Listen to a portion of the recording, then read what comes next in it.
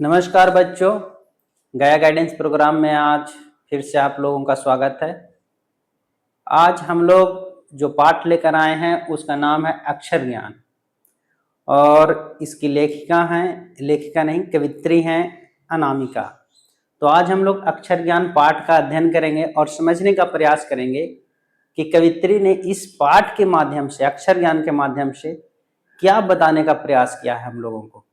तो इस पाठ को समझने से पहले, इसकी व्याख्या करने से पहले हम लोग कवित्री का परिचय देखते हैं और उसके बाद फिर पाठ की व्याख्या भी देखेंगे।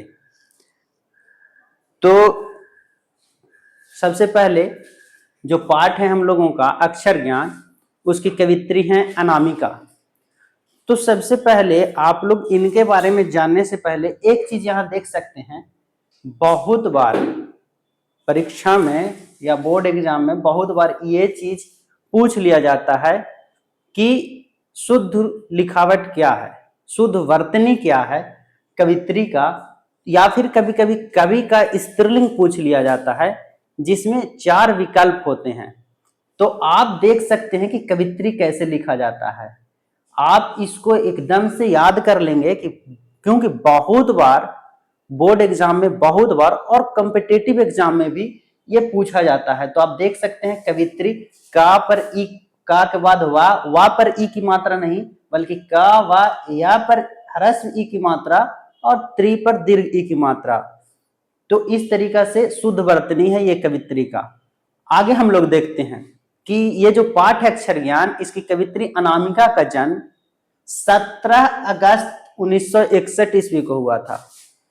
याद रखेंगे, 17 अगस्त 1961 ईस्वी को मुजफ्फरपुर में हुआ था, जो कि बिहार राज्य में है। आप लोगों को पता ही है, पटना से सटा एक जिला है मुजफ्फरपुर, वहीं इनका जन्म हुआ 17 अगस्त 1961 ईस्वी को। इनके पिता श्याम नंदन किशोर हिंदी के गीतकार तथा बिहार विश्वविद्यालय मुजफ्फरपुर के हिंदी विभागाध्यक्ष रह चुके हैं।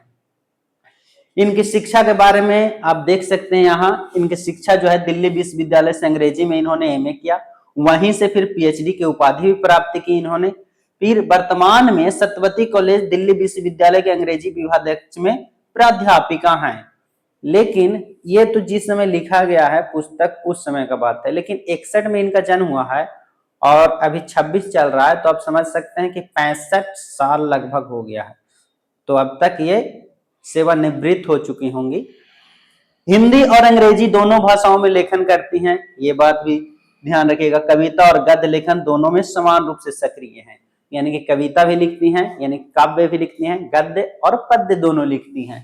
इनकी प्रमुख रचनाएं आप देख सकते हैं, काव्य संग्रह है गलत पते की चिट्ठी, बीजाक्षर और अनुष्टुप। ये भी कभी कभी बोर्ड एग्जाम में पूछ लिया जाता है बहुवैकल्पिक प्रश्न में। आलोचना है इनका पोस्ट एलियट पोएट्री और स्त्री का मानचित्र, ये दो इनका आलोचना है।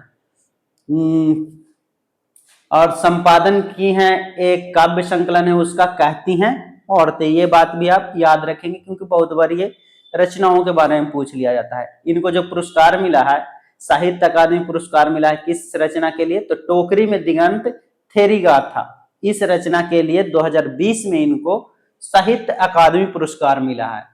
राष्ट्र भाषा परिषद पुरस्कार प्राप्त हो चुका है, भारत भूषण अग्रवाल पुरस्कार प्राप्त हो चुका है, गिरजा कुमार माथुर पुरस्कार, ऋतुराज साहित्यकार सम्मान पुरस्कार ये प्राप्त हो चुका है इनको।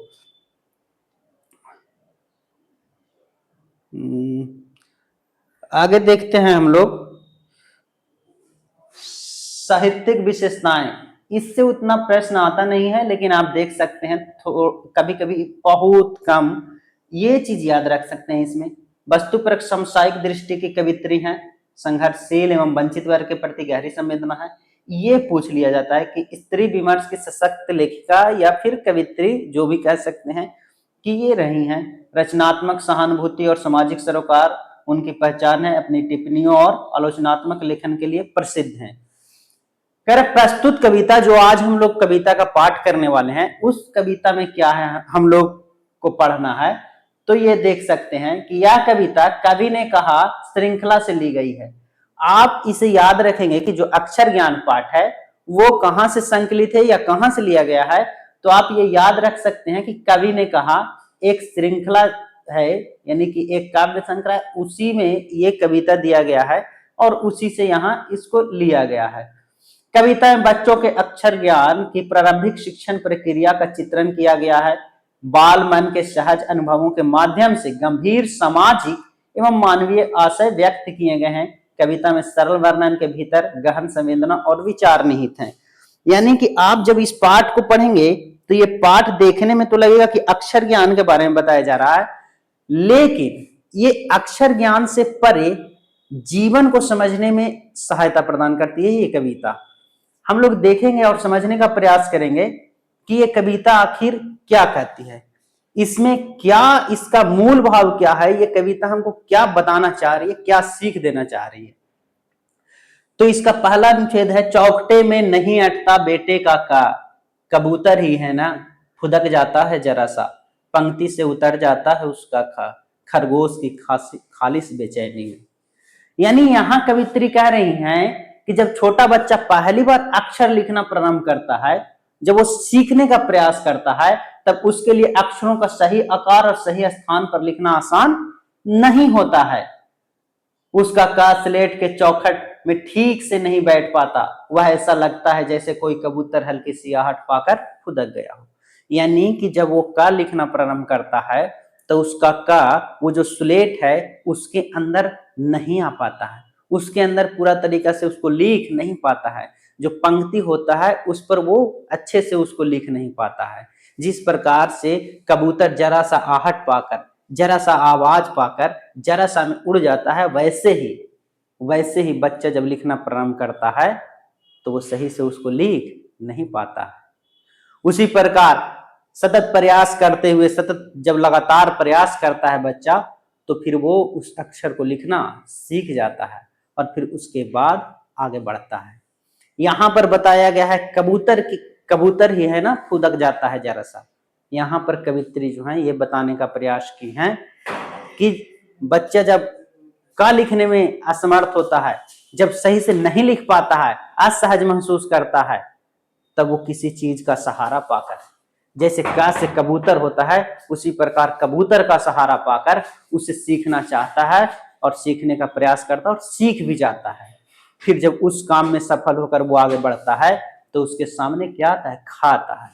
फिर खा को इसी प्रकार लिखने का प्रयास करता है तो उसमें भी अचानक से उसे एकाएक सफलता नहीं मिलती है, वो उसमें भी असफल होता है, उसको भी बार बार लिखने का प्रयास करता है और तब लिखना सीख जाता है।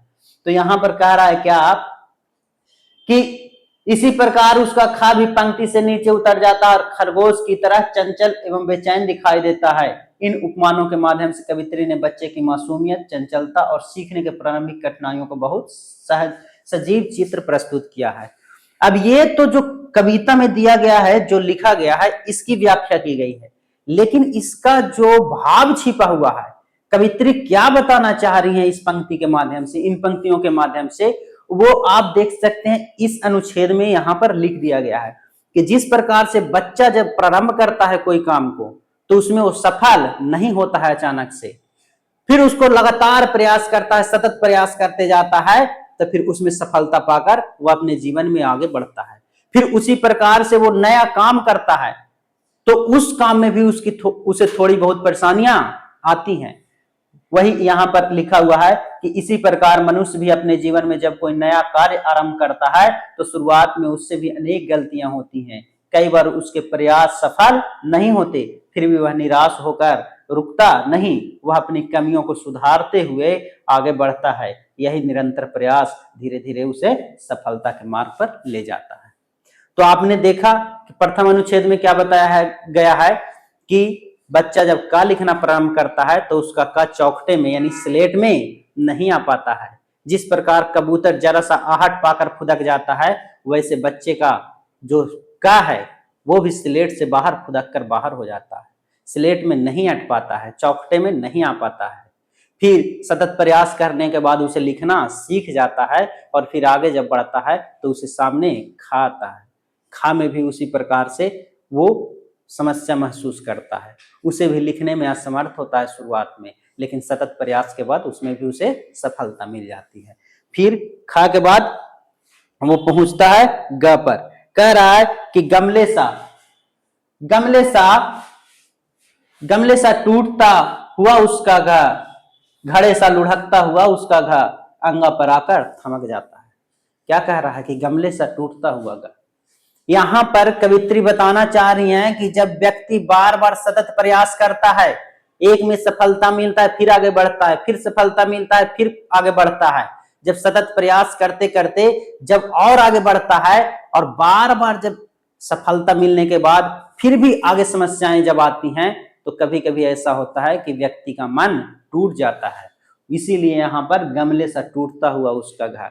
जिस प्रकार गमला जो होता है मिट्टी का बर्तन होता है, वो जरा सा ठोकर में टूट जाता है, वैसे ही जो बच्चे का चंचल मन है वो भी असफलता से उसका मन टूट जाता है, विचलित हो जाता है, वो घबरा जाता है। वैसे ही जब व्यक्ति जब कोई काम करते हैं तो असफलताएं जब बार बार आती हैं, चुनौतियां जब सामने बार बार आती हैं, तो कभी कभी व्यक्ति भी टूट जाता है। इसीलिए यहाँ पर कवित्री ने लिखा है गमले सा टूटता हुआ उसका घड़े सा लुढ़कता हुआ उसका घा। और घड़ा देखते होंगे, घड़ा एक बर्तन होता है, वो भी मिट्टी का ही बर्तन होता है। उसको अगर समतल सतह पर रखा जाए तो वो लुढ़कने लगता है। वैसे ही बच्चा का मन भी लुढ़कता है, भटकने लगता है। जब बार बार असफलताएं मिलती हैं तो उसका मन भी क्या होता है, भटकने लगता है। तो यहाँ पर कवित्री ने सिर्फ अक्षर ज्ञान के बारे में नहीं बताया है, बच्चे के सामने जो समस्याएं आ रही है उसके बारे में नहीं बताया है, बल्कि मनुष्य के जीवन में भी इसी प्रकार से समस्याएं आती हैं। और जिस प्रकार बच्चा सतत प्रयास कर, लगातार प्रयास करके उसमें सफलता प्राप्त कर लेता है, वैसे ही कवित्री बताना चाहती हैं कि यदि मनुष्य लगातार प्रयास करे, बिना रुके, बिना घबराए, बिना विचलित हुए, अगर उस काम को लगातार करते रहे सही ढंग से, जो गलतियां हैं उसमें सुधार करते हुए, तो वो व्यक्ति उस कार्य में सफल अवश्य होगा। कर अंगा पर आकर थमक जाता है। अब यहां तक हम लोगों ने देखा कि क से कबूतर, ख से खरगोश, ग से गमला और घ से घड़ा। यानी कि बच्चा जब अवरोध महसूस कर रहा था, समस्या महसूस कर रहा था, तो उसके सामने एक प्रतिबिंब, एक कोई ना कोई उसे सहायता करने के लिए, कभी क से कबूतर के रूप में, कभी ख से खरगोश के रूप में सामने आ जा रहा था, ग से गमला और घ से घड़ा के रूप में। यानी कि उसे सहायता प्रदान करने के लिए कोई ना कोई उसे क्लू जो होता है वो मिल जा रहा था। लेकिन जब बच्चा अंगा पर आता है तो अंगा से तो कुछ होता ही नहीं है, कोई अक्षर, कोई भी शब्द की शुरुआत अंगा से नहीं होती है, और बच्चा यहाँ पर आकर थमक जाता है। क्योंकि कभी कभी जब बार बार व्यक्ति उसी प्रकार, बच्चा जब थम जाता है, रुक जाता है, वैसे ही मनुष्य जब बार बार कार्य करता है, बार बार असफल होता है, बार बार मेहनत करता है और फिर उसमें सफलता प्राप्त करता है, तो बार बार इस तरीके से होते होते कभी कभी जीवन में ऐसी समस्याएं आती हैं, ऐसी चुनौतियां आती हैं जिसका सामना हम नहीं कर पाते हैं, और उस चुनौती से, उस समस्या से बाहर निकलने का हमें रास्ता भी दिखाई नहीं देता है। वैसे ही बच्चा के सामने जब अंगा आया तो अंगा से कुछ होता ही नहीं, उसे कोई रास्ता दिखाई नहीं दे रहा है, तो बच्चा वहां पर रुक गया। कभी कभी व्यक्ति के जीवन में जब ऐसी समस्याएं आती हैं तो व्यक्ति के पास कोई रास्ता दिखाई नहीं देता है, वो धर्म संकट में पड़ जाता है, तो उससे निकलने का जब रास्ता नहीं दिखाई देता है, तो ऐसा नहीं है कि बच्चा अंगा लिखना फिर सीखता नहीं है, प्रयास करता है और उसे अपने तरीके से सीखने का प्रयास करता है। तो यहाँ पर कह रहा है उससे नहीं सधता है अंगा, अंगा के डाक वह समझता है माँ, और उसके बगल के बिंदु को मानता है गोदी में बैठा हुआ बेटा। और जब अंगा से कुछ नहीं होता है, उसे कोई रास्ता नहीं दिख रहा है, तो वो खुद से एक कल्पना करता है, और अंगा में जो डा लिखा जाता है उस डा को, यानी कि यहाँ पर जो अंगा में ये डा है और इसका बिंदु, डा को समझता है माँ, और इस बिंदु को, यानी कि डा के बगल में जो बिंदु है उसको समझता है बेटा, और उसको अंगा के रूप में नहीं बल्कि माँ बेटे की जोड़ी के रूप में दिखता है। और फिर उस बच्चे को ये समझ में आता है, यानी कि अंगा से कुछ ना होने के बावजूद भी इसे बच्चा माँ और बेटे के रूप में देख रहा है, और फिर उसे समझ जाता है। वैसे ही व्यक्ति के जीवन में जब समस्याएं आती है तो वो जब सोचता है, उस पर चिंतन मनन करता है, विचार विमर्श करता है, तब उस समस्या से निकलने का रास्ता उसे अवश्य मिलता है। तो कवित्री इस इन पंक्तियों के माध्यम से यही समझाना चाह रही हैं कि जिस प्रकार बच्चा जब कोई समस्या में फंसता है, जब उसके सामने कोई बाधा आती है, तो वो उसको अपने चिंतन मनन से, कल्पना शक्ति से उसके पार निकलता है, उसको पार पा जाता है उस समस्या से। वैसे ही व्यक्ति अपने जीवन में उसी प्रकार से यदि चिंतन मनन विचार विमर्श करें समस्याओं के वक्त, तो वो उस समस्या से बाहर अवश्य निकल जाएगा। आगे के अनुच्छेद में देखते हैं, कह रहा है माँ बेटे सधते नहीं उससे, और इन्हें लिख लेने की अनवरत कोशिश में उसके आ जाते हैं आंसू। पहली विफलता पर छलके ये आंसू ही हैं शायद प्रथमाक्षर सृष्टि के विकास कथा के। और कह रहा है कि जब बच्चा अंगा लिखने के लिए आया, अंगा पर जब पहुंचा था, तो उसको जब नहीं समझ में आ रहा था, जिस समय जब उसे कुछ अंगा से कुछ होता ही नहीं है, क से कबूतर, ख से खरगोश का सहारा पाकर जिस प्रकार आगे बढ़ते जा रहा था किसी न किसी का सहारा पाकर, जब अंगा से कुछ नहीं हुआ, वो जब कोई सहारा नहीं महसूस किया, उसके आगे पीछे कुछ नहीं दिखाई दिया, तब वो बच्चा रोने लगता है। उसे महसूस होता है कि हम असफल हो रहे हैं जीवन में, और वो बच्चा क्या होता है कि रोने लगता है, उसकी आंखों से आंसू छलक पड़ते हैं। हाँ, तो हम लोग यहाँ देख रहे थे कि ये जो अंतिम अनुच्छेद में कवित्री बता रही हैं कि जब बच्चा से अंगा नहीं सध पाता है, यानी माँ बेटा नहीं सध पाता है, उसके समझ से जब बाहर हो जाता है, परे हो जाता है, लगातार प्रयास करने के बावजूद जब उसमें असफलता वो महसूस करता है, तो उसकी आंखों से आंसू छलक पड़ते हैं। व्यक्तिगत जीवन में और हमारे जीवन में भी यही होता है कि जब हम पूरी शिद्दत के साथ, पूरे लगन के साथ यदि मेहनत कर रहे होते हैं और उसमें जब असफलता मिलती है, तो हमारा मन भी विचलित हो जाता है, हम लोग भी रोने लगते हैं, उदास हो जाते हैं। लेकिन उदास होकर बैठने से काम नहीं चलेगा। जिस प्रकार बच्चा फिर उसको समझ जाता है और फिर अंगा को लिखना सीख जाता है, वैसे ही व्यक्ति यदि अपने जीवन में लगातार प्रयास करे, पूरे मन से मेहनत करे, तो फिर उसमें सफलता उसे अवश्य मिलती है। यहाँ पर आप देख सकते हैं, कवित्री कहती हैं कि बच्चा बार बार प्रयास करने पर भी अंगा और उसके बिंदु को ठीक से नहीं लिख पाता, लगातार असफल होने पर उसकी आंखों में आंसू आ जाते हैं, परंतु कवित्री इन आंसुओं को कमजोरी नहीं मानती। उनके अनुसार ये आंसू ही विकास की पहली सीढ़ी है। पहली असफलता से उपजा यह दुख ही आगे चलकर सीखने और आगे बढ़ने की प्रेरणा बनता है। बिना संघर्ष और असफलता के कोई भी विकास संभव नहीं है।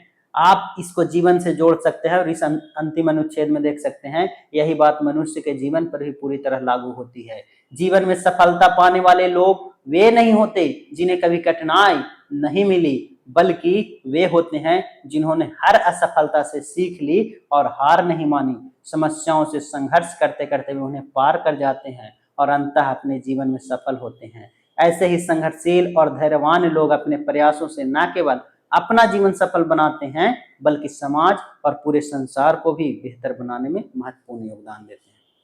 यानी कि जब हम पूरे मन से मेहनत कर रहे होते हैं, पूरे मन से प्रयास कर रहे होते हैं, तो कभी कभी असफलताएं आती हैं तो हम उदास हो जाते हैं, आंसू भी छलकते हैं। लेकिन यही जो हमारी आंखों से आंसू छलके हैं, यही विकास का कारण ही बनता है। असफलता होने के बाद जो हम उदास होते हैं, इसलिए होते हैं क्योंकि हमने प्रयास किया था, इसलिए उदास होते हैं। और इसी से संबंधित आप देख सकते हैं कि टी एडिसन का एक कथन सुने होंगे कि वे जब बल्ब का आविष्कार करने में लगे हुए थे, तो वे बार बार असफल हो रहे थे, तो उन्होंने उससे उदास नहीं हुआ। वे कहते हैं कि हम 1000 बार जब बल्ब बनाए, जब सफल नहीं हुए, तो हम उससे उदास इसलिए नहीं हुए क्योंकि हमें ये मालूम था कि इन 1000 तरीकों से बल्ब को नहीं बनाया जा सकता है, कोई और तरीका उसके लिए ढूंढना पड़ेगा। और अंत में उन्होंने बल्ब का आविष्कार किया ही। तो आप इस कविता के माध्यम से, बच्चे के अक्षर ज्ञान के माध्यम से आप ये जीवन को बेहतर तरीके से समझ सकते हैं। और काव्य में या फिर साहित्य में आप देख सकते हैं कि हम लोग कविता को या कहानी को बस एक मनोरंजन का माध्यम समझ लेते हैं, लेकिन ये पूरे जीवन को समझने में हमारा सहायक होता है। तो आप इस कविता को ऐसे देख सकते हैं। बाकी हम लोग इस पाठ से कुछ प्रश्न हैं उसको देख लेते हैं, और बाकी पर एक बार सारांश आप देख लीजिए। यदि आपको अध्ययन करना है तो आप इसका स्क्रीनशॉट भी ले सकते हैं। बाकी आपको मैंने जो भी बताया कि अक्षर ज्ञान के माध्यम से कवित्री ने क्या बताने का प्रयास किया है, बाकी हम लोग अब देखते हैं इस पाठ से संबंधित प्रश्न। अभ्यास प्रश्न कुछ कुछ हैं, बहुत ज्यादा नहीं है, फिर भी देख लेते हैं कि क्या प्रश्न है। तो इसमें आप देख सकते हैं अनामिका जी का जन्म कब और कहां हुआ था। मैंने पहले ही आपको बताया, आप बता सकते हैं। हाँ बिल्कुल, अनामिका जी का जन्म हुआ था 17 अगस्त 1961 ईस्वी को मुजफ्फरपुर बिहार में।